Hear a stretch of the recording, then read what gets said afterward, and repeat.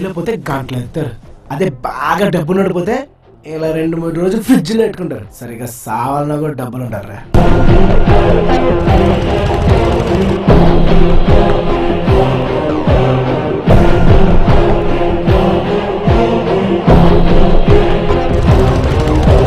Scene గాని పెద్దగా చదివిద్దాం దాని కోసం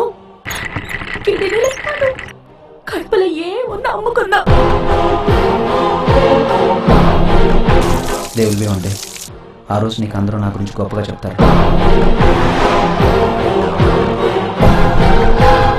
ఏ ఉద్యోగానికైనా ఎంత ఎక్కువ అనుభవం ఉంటే అంత ఎక్కువ జీతం వస్తుంది.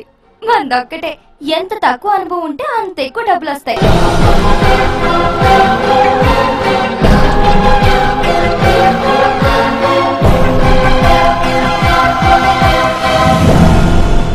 ఇక్కడ మనం సెకండరీ సిటిజన్స్. ఏం జరిగినా మన వైపు చూస్తారు. ప్రతి వాడి కళల్లో అనుమానం.